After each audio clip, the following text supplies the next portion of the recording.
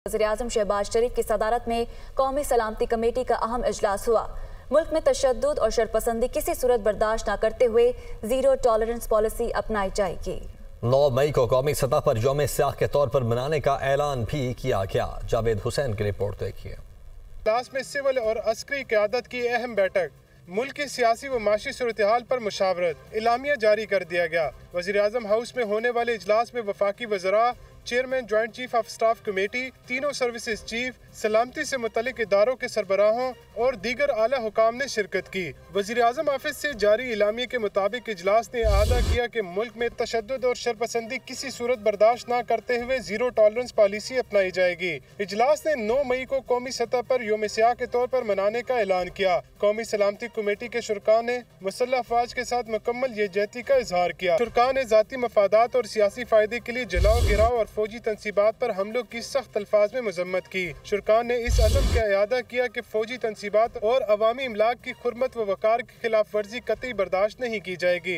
9 मई के सानिये में मुलविस तमाम अनासर को इंसाफ के कटेरे में लाया जाएगा। इजलास ने आइन के मुताबिक मुतल्लिका कवानीन बशमूल आर्मी एक्ट और ऑफिशियल सीक्रेट एक्ट के तहत ट्रायल के जरिए शरपसंदों, उकसाने वालों और उनके सहूलतकारों के खिलाफ मुकदमात दर्ज करके इंसाफ के कटेरे में लाने के फैसले की भी तायीद की। फोरम ने वाज़ेह किया कि किसी भी एजेंडे के तहत फौजी तनसीबात पर हमला करने वालों के खिलाफ कोई रियायत नहीं बरतेंगे। इजलास के शुरका ने सोशल मीडिया के कवायद व जवाबित के सख्ती से नफाज को यकीनी बनाने की हिदायत की, ताकि बैरूनी सरपरस्ती और दाखिली सहूलतकारी से किए जाने वाले प्रोपेगेंडे का तदारक किया जा सके और इसका इर्तिकाब करने वाले अनासर को कानून के कटहरे में लाया जा सके। इजलास ने आलमी सियासी कशमकश और दुश्मन कुव्वतों की वजह से बढ़ते हुए पेचीदा जियो स्ट्रेटेजिक माहौल में कौमी इत्तेहाद और यगानगत पर जोर दिया। फोरम ने सियासी इख्तिलाफात को महाजा राई के बजाय जमहूरी इक़दार के मुताबिक मुज़ाकरात के जरिए हल करने की जरूरत पर जोर दिया।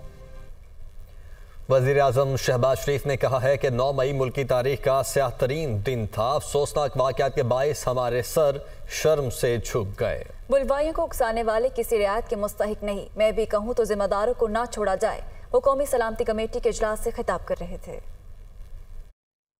9 मई को जो कुछ भी हुआ इस मुल्क के अंदर, वो पाकिस्तान की तारीख में एक स्याह तरीन दिन से याद रखा जाएगा।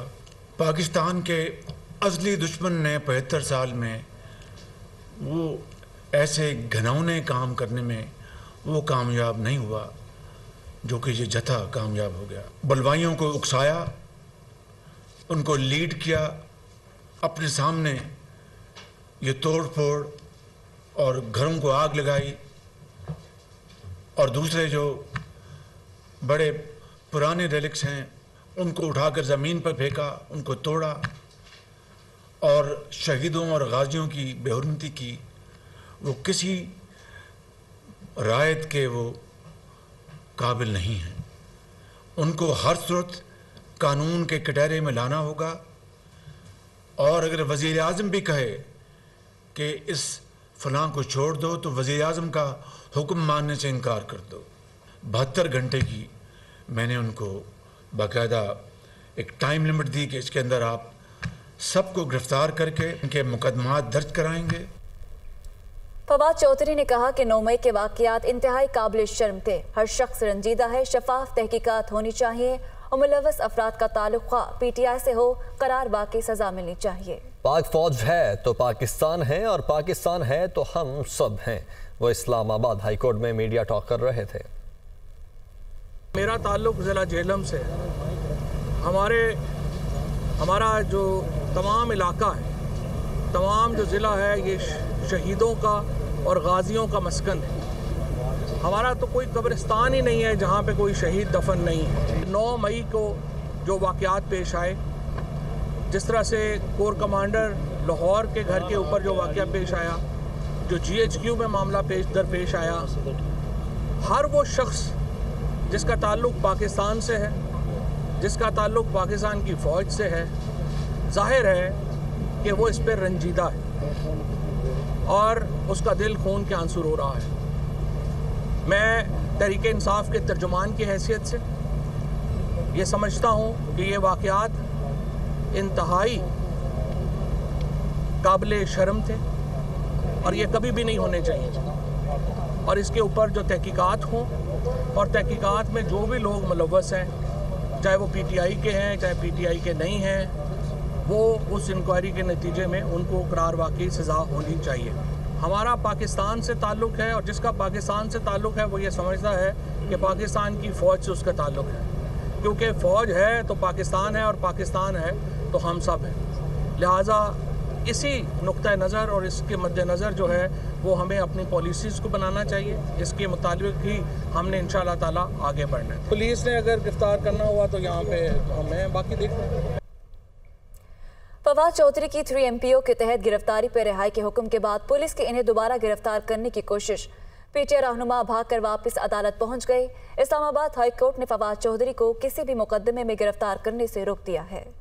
रिहाई के अहकामात के बाद फवाद चौधरी को दोबारा गिरफ्तार करने की कोशिश। फवाद चौधरी की गिरफ्तारी से बचने के लिए वापस अदालत की तरफ दौड़। PTI रहनुमा को एक बार फिर रिलीफ मिल गया। इस्लामाबाद हाई कोर्ट का फवाद चौधरी को किसी भी मुकदमे में गिरफ्तार न करने का हुक्म। हुक्मनामा IG इस्लामाबाद को भी अरसाल करने की हिदायत। इस्लामाबाद हाई कोर्ट के जस्टिस मियां गुल हसन औरंगजेब ने फवाद चौधरी की 3 MPO के तहत गिरफ्तारी के खिलाफ दरखास्त की समाअत की। अदालत ने डिस्ट्रिक्ट मजिस्ट्रेट के फैसले को कलअदम करार देते हुए 3 MPO के तहत गिरफ्तारी को गैर कानूनी करार दे दिया। अदालत ने उन्हें 2 रोज तक किसी दीगर केस में गिरफ्तार न करने की हिदायत। फवाद चौधरी रिहाई के बाद रवानगी के लिए गाड़ी में बैठे ही थे कि उनकी नजर दोबारा गिरफ्तारी के लिए अपनी जानिब बढ़ते हुए पुलिस एहलकारों पर पड़ गई। फवाद चौधरी फौरन गाड़ी से निकले और वापस अदालत की तरफ दौड़ लगा दी। रास्ते में 2 पुलिस एहलकार उन्हें पकड़ने को लपके, मगर वो इनसे भी दामन छुड़ाकर भाग निकले। फवाद चौधरी भाग दौड़ की वजह से बेहाल नजर आए। रास्ते में गिरे भी वकला ने उठाया और सहारा देकर अदालत तक पहुंचा दिया। फवाद चौधरी ने जस्टिस मियां गुल हसन औरंगजेब की अदालत में रोस्ट्रम पर आकर कहा कि पुलिस उन्हें दोबारा गिरफ्तार करने के लिए मौजूद थी। इस पर अदालत ने कहा कि आप खुद वकील हैं, आपको चाहिए था अदालत का तहरीरी हुक्म साथ ले जाते। अदालती हुक्म के बावजूद गिरफ्तारी के खिलाफ फवाद चौधरी की दरखास्त पर जस्टिस मियां गुल हसन ने समाअत के बाद फैसला महफूज किया। बाद अज़ां फैसला सुनाते हुए अदालत ने फवाद चौधरी को किसी और मुकदमे में भी गिरफ्तार न करने की हिदायत करते हुए दीगर 2 मुकदमात में मुतलका अदालत से रुजू करने का हुक्म दे दिया। इस्लामाबाद हाईकोर्ट ने साबिक स्पीकर कौमी असम्बली असद कैसर की 2 मुख्तलिफ मुकदमात में 22 मई तक हिफाजती जमानत मंजूर कर ली। अदालत ने शीरी मजारी और सेनेटर फलक नाज की 3 MPO के तहत गिरफ्तारी को कल अदम करार देते हुए रिहाई का हुक्म दिया। ताहम दोनों को अडयाला जेल के बाहर से दोबारा हिरासत में ले लिया गया। PTI रहनुमाओं का इस्लामाबाद हाई कोर्ट से रुजू।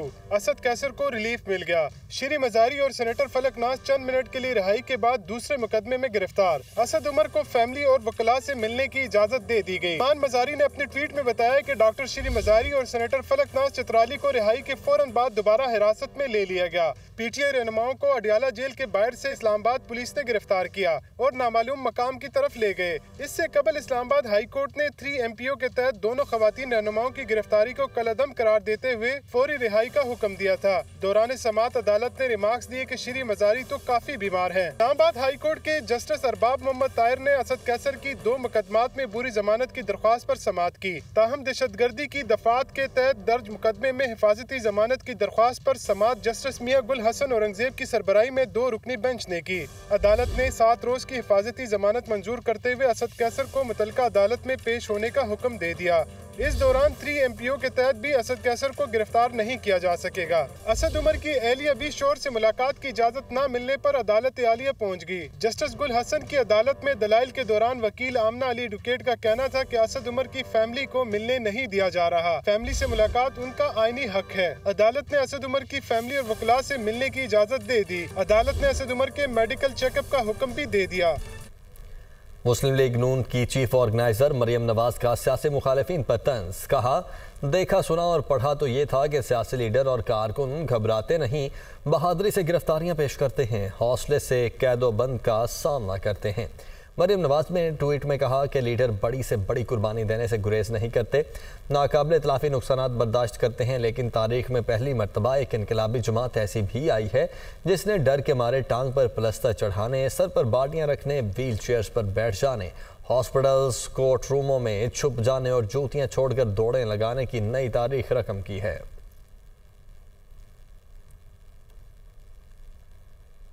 MNA महमूद मौलवी ने PTI और असम्बली रुकनीत छोड़ने का ऐलान कर दिया। कहते हैं कभी कौमी इदारों के खिलाफ बात की ना ही आइंदा करेंगे। फौजी तनसीबात और यादगारें जुलाने वाले गलत हैं। वो कराची में न्यूज़ कॉन्फ्रेंस कर रहे थे। मैं पार्टी को छोड़ रहा हूँ और as an MNA sitting MNA हूँ, मैं रिज़ाइन कर रहा हूँ। मैं अपने फ़ौज के अगेंस्ट मैं ज़िंदगी में न गया हूँ न जाऊँगा। पॉलिटिकल पार्टीज़ बदल सकते हैं हम, मगर फ़ौज को हम कभी नहीं बदल सकते। इंडिविजुअल के साथ आपका झगड़ा होता है, 14 के ऊपर जो उनके मॉन्यूमेंट्स थे उसके ऊपर जो हंगामाराई हुई और तोड़फोड़ हुई, हम क्या कहना चाहते हैं? ये वो काम हुआ है जो कि मैं कहूँगा कि इंडियन का बाप नहीं कर सका। जो लोग भी थे, मैं फिर कहूँगा कि वो गलत थे। या तो एक चैरिटेबल ऑर्गेनाइजेशन बनाऊँगा, या हो सकता है मेरी उम्र साथ नहीं दे रही है, वरना एक नई पॉलिटिकल पार्टी जो है मैं फॉर्म करूँ।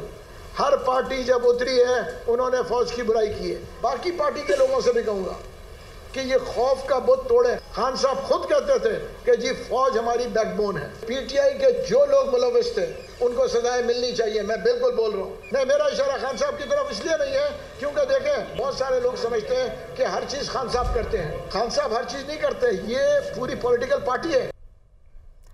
अलकादिर ट्रस्ट यूनिवर्सिटी केस नैब ने शहजाद अकबर को भी तलब कर लिया। शहजाद अकबर को तलबी का नोटिस जारी। शहजाद अकबर को 22 मई दिन 11:30 बजे को पेश होने का हुक्म दिया गया है, जबकि केस से मुतालिका दस्तावेजात भी हमरा लाने की हिदायत की गई है। आमिर सईद अब्बासी से मजीद तफसीलात जानेंगे। आमिर, बताइएगा।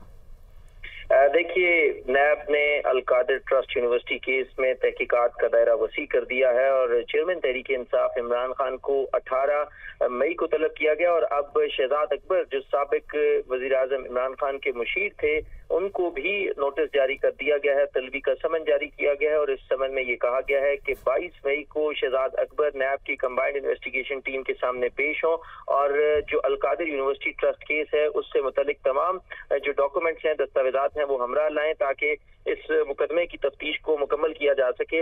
इस केस में नैब ने बाकायदा तौर पर सवालनामा भी भेज दिया है शहजाद अकबर को और ये कहा है कि वो इन तमाम सवालात के जवाबात भी साथ लाएं और इसके साथ साथ इमरान खान को भी इस तलबी के नोटिस के साथ साथ सवालनामा भेजा गया है। लिहाजा दोनों जो अहम किरदार हैं इस केस में, जिसमें इमरान खान को 18 मई को तलब किया गया है जबकि अब शहजाद अकबर को 22 मई को तलब किया गया है नैब की कंबाइंड इन्वेस्टिगेशन टीम के सामने और नैब रावलपिंडी में पेश होने की हिदायत की गई है। और ये कहा गया है कि इस्लामाबाद हाई कोर्ट ने भी इमरान खान की जमानत मंजूर करते हुए उन्हें शामिल तफ्तीश होने का हुक्म दिया था। लिहाजा अब नैब ने उनको बाकायदा शामिल तफ्तीश करने का फैसला किया है और इस मकसद के लिए उनको नोटिस जारी किया गया और नोटिस जारी किए हैं। बहुत शुक्रिया आमिर सईद अब्बासी हमारे साथ मौजूद थे।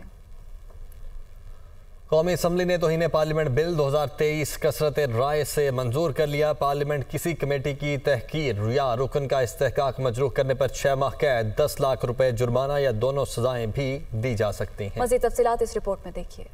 कौमी असम्बली में तौहीन पार्लियामेंट बिल 2023 कसरत राय से मंजूर। ऐवान की तौहीन पर किसी भी हुकूमती या रियासती ओहदेदार को तलब किया जा सकेगा। 6 माह कैद, 10 लाख रुपए तक जुर्माना या दोनों सजाएं दी जा सके। कौमी असम्बली का इजलास स्पीकर राजा परवेज अशरफ की ज़ेर सदारत हुआ। राना कासिम नून ने तौहीन पार्लियामेंट बिल 2023 ऐवान में मंजूरी के लिए पेश किया। राना कासिम नून ने कहा कि तौहीन पार्लियामान का बिल बहुत अहम है। आइंदा किसी ने इस हाउस की तौहीन की तो वो सजा का मुर्तकिब होगा। हम 4 साल से इस बिल पर काम कर रहे थे। वफाकी वज़ीर तालीम राना तनवीर ने कहा कि कायमा कमेटी रूल्स में भी तरमीम होनी चाहिए। अरकान पार्लियामेंट के फोन अफसरान सुनना गवारा नहीं करते। हर अदारे की तौहीन का कोई न कोई कानून है। अब हमें पार्लियामेंट की कमेटियों की भी तौहीन कबूल नहीं। तौहीन पार्लियामेंट बिल के तहत पार्लियामेंट या इसकी किसी कमेटी की तहकीर या किसी ऐवान या रुकन का इस्तेहकाक मजरूह करने पर सजा हो सकेगी। 24 रुकनी पार्लिमानी कमेटी तौहीन पार्लियामेंट केसेस की तहकीकात करेगी। कमेटी में हुकूमत और अपोजिशन से 50-50% अराकीन को शामिल किया जाएगा। कॉन्टेम्प्ट कमेटी शिकायत की रिपोर्ट पर स्पीकर या चेयरमैन सेनेट को सजा तजवीज़ करेगी। स्पीकर या चेयरमैन सेनेट मुतलका फर्द पर सजा के तयन का ऐलान कर सकेंगे। आरिफाला में महकमा ज़राअत की जानिब से ज्यादा कपास लगाओ मुहिम जोरों शोर से जारी है। मुहिम को कामयाब बनाने के लिए महकमा ज़राअत की जानिब से मुख्तलिफ सेमिनार्स और किसानों के साथ मीटिंग्स का इनेकाद किया जा रहा है। आरिफाला में मजमूई तौर पर 13,500 एकड़ पर कपास की काश्त का हदफ मुकर्रर किया गया है। मुहिम को कामयाब बनाने के लिए किसानों ने भी कपास की ज्यादा काश्त पर आमादगी का इजहार किया है। माहिरीन का कहना है कि मुल्क की मईशत की बहाली के लिए वसी रकबे पर कपास की काश्त जरूरी है।